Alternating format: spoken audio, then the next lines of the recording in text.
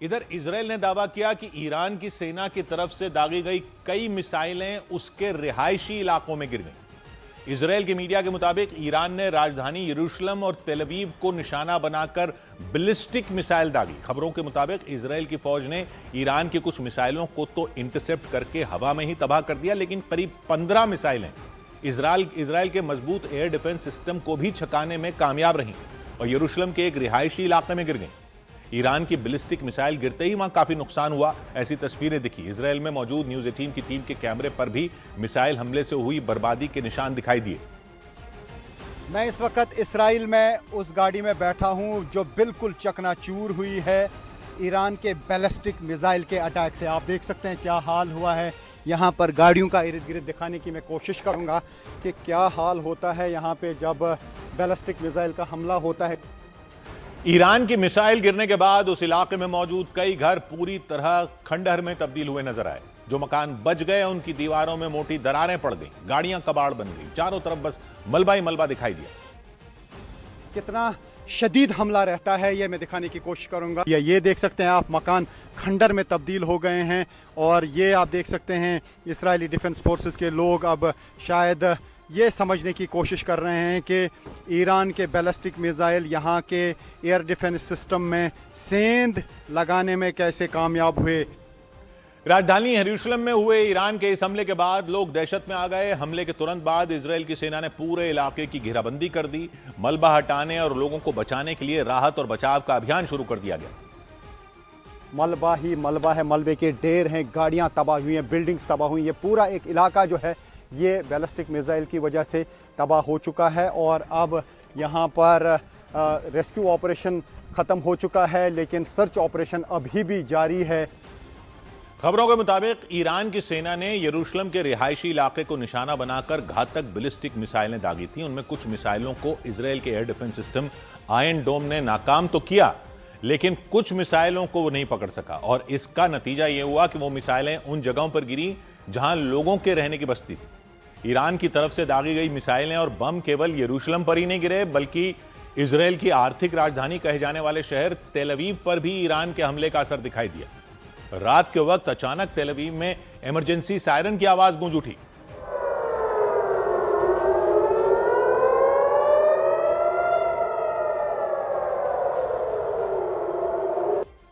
Emergency siren लोगों को alert करने के लिए बजाया गया था, लेकिन सायरन बजने के दौरान ही तेल अवीव के आसमान में तेज रोशनी के साथ धमाके होते दिखे। तेल अवीव के एक होटल में मौजूद न्यूज़ 18 की टीम ने भी उस घटना को कैमरे में रिकॉर्ड किया। ऐसा लगता है कि क्लस्टर बम देख सकते हैं आप, जोरदार अटैक। न्यूज़ 18 इंडिया के पास एक्सक्लूसिव विजुअल्स, जोरदार अटैक। ईरान की तरफ से हो रहे हमले को देखते हुए तेल अवीव और यरूशलेम में लोगों को बिना वक्त गंवाए बंकरों में चले जाने का आदेश दे दिया गया। इमरजेंसी सायरन बजने और मिसाइल हमलों की चेतावनी मिलते ही इजराइल के सबसे बड़े एयरपोर्ट बेन गुरियन पर अफरा तफरी जैसा माहौल दिखा। एयरपोर्ट पर मौजूद यात्रियों को तुरंत बंकरों में ले जाया गया। कई यात्री तो बंकर के अंदर जाने के बाद भी दहशत में दिखाई दिए। बंकर के अंदर कुछ लोग जमीन पर बैठे तो कुछ दीवारों के सहारे खड़े दिखे, ताकि मिसाइल या बम से हमला होने पर उनकी जान बच सके और ज्यादा नुकसान न हो। इजराइल के मीडिया के मुताबिक रिहायशी इलाकों को निशाना बनाकर किए गए ईरान के ताजा हमलों में 10 से ज्यादा लोग बुरी तरह घायल हो गए। उन्हें तुरंत अस्पताल में भर्ती करवाया गया। इजराइल की मीडिया के मुताबिक ईरान ने यरूशलेम, तेल अवीव और मध्य इजराइल के इलाकों को निशाना बनाया। बैलिस्टिक मिसाइलें दागी गईं, ड्रोन से हमले किए गए, यहां तक कि क्लस्टर बम गिराए जाने की खबरें सामने आईं।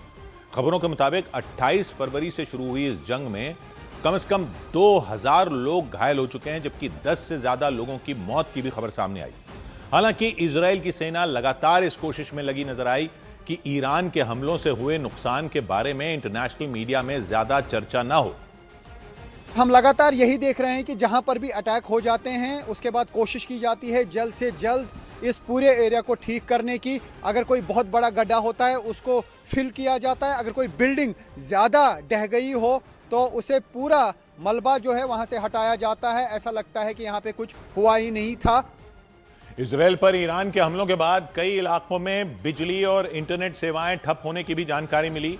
इजरायल की सेना ने लोगों को 24 घंटे अलर्ट रहने का निर्देश दिया, खासतौर से उन इलाकों में जहां उसकी सेना के अड्डे और तेल की रिफाइनरियां मौजूद हैं, क्योंकि ईरान की सेना इजरायल में वहां की सेना और तेल रिफाइनरियों को निशाना बनाने में जुटी है। इसीलिए लोगों को वहां से दूर रहने की हिदायत दी गई ताकि लोग हमलों की चपेट में ना आए।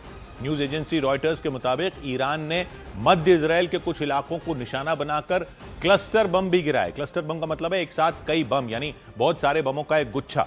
क्लस्टर बमों का असर दूसरे बमों के मुकाबले काफी ज्यादा होता है और एक बहुत बड़े इलाके में होता है।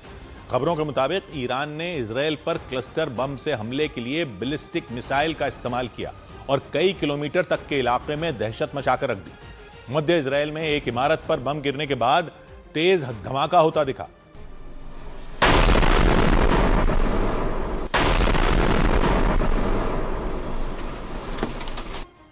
धमाके की वजह से पूरा इलाका थर्रा गया। बम के गिरते ही वहां इतनी तेज कंपन हुई कि लगा जैसे कोई भूकंप आ गया हो। ब्लास्ट के बाद इमारत से काला धुआं उठता दिखाई दिया। इसी तरह एक और धमाका थोड़ी ही दूरी पर एक खाली सड़क पर हुआ।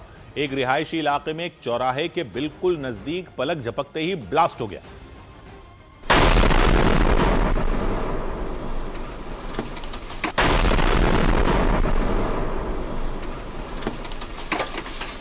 धमाके से ठीक पहले एक सफेद रंग की कार वहां से जाती दिखी। हालांकि कार के काफी आगे निकल जाने के बाद ब्लास्ट हुआ।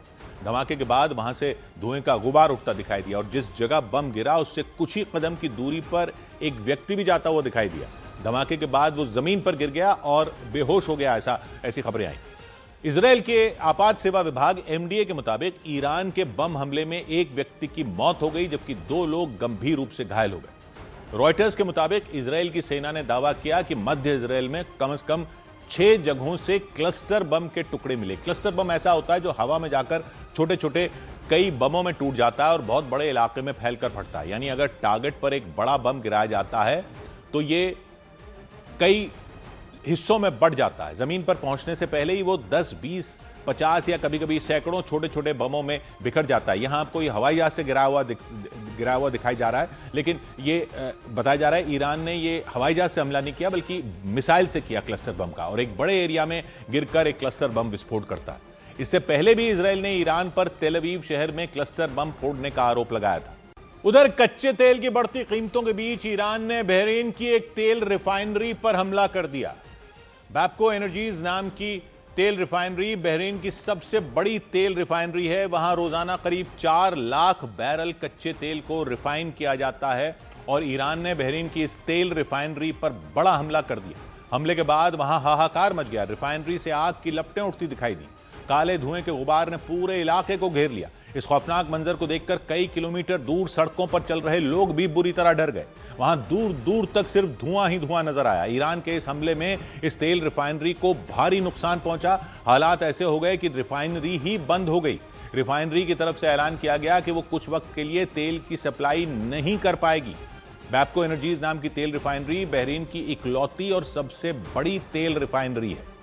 तेल की रिफाइनिंग के लिए इसे खाड़ी देशों का अहम केंद्र माना जाता है। पश्चिम एशिया के कई देशों का तेल इसी रिफाइनरी में रिफाइन किया जाता है और यहां सबसे ज्यादा तेल सऊदी अरब और कुवैत का रिफाइन होता है। हालांकि इस हमले से बहरीन में हो रही कच्चे तेल की सप्लाई पर कोई असर नहीं पड़ेगा। बैपको एनर्जीज ने इस बात का दावा किया। इससे पहले ईरान के खुद के तेल डिपो और रिफाइनरी पर बड़ा हमला हुआ। अमेरिका और इजरायल ने ईरान की लाइफलाइन माने जाने वाले तेल डिपो और रिफाइनरी को निशाना बनाया। ये हमले ईरान की राजधानी तेहरान में हुए और इन हमलों की गूंज पूरे तेहरान में सुनाई दी। वहां के आसमान में आग के गोले और धुएं का गुबार उठता दिखाई दिया। अमेरिका और इजरायल ने तेहरान के कई तेल डिपो और रिफाइनरी पर मिसाइलें गिराईं, जिसकी वजह से वहां भीषण धमाके हुए। इन हमलों के वक्त वहां के शहरान तेल डिपो में कई ट्रक और टैंकर खड़े थे। आग की चपेट में आने से वो सभी बर्बाद हो गए। देखते देखते उस तेल डिपो की आग भयावह हो गई और वहां की सड़कों तक फैल गई। वहां उठ रही आग की लपटों से पूरे इलाके में लाल रोशनी फैल गई। हालात ऐसे हो गए कि 24 घंटे बाद भी उस आग पर काबू नहीं पाया गया। इसी वजह से वहां भारी नुकसान हुआ। ईरान की राजधानी को दहलाने के बाद इजरायल ने दावा किया कि उसने सिर्फ उन्हीं तेल डिपो को निशाना बनाया जिनका इस्तेमाल ईरान की सेना कर रही थी। वहीं दूसरी तरफ ईरान ने इन हमलों में 4 लोगों की मौत होने का दावा किया। साथ ही यह भी दावा किया कि तेल डिपो पर हुए हमले की वजह से हवा में जहरीली गैस फैल गई और वो लोगों की जान के लिए जोखिम बन गई।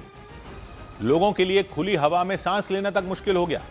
ईरान की आईआरजीसी सेना ने अमेरिकी राष्ट्रपति डोनाल्ड ट्रंप से दो टूक कह दिया कि जंग तभी खत्म होगी जब ईरान चाहेगा।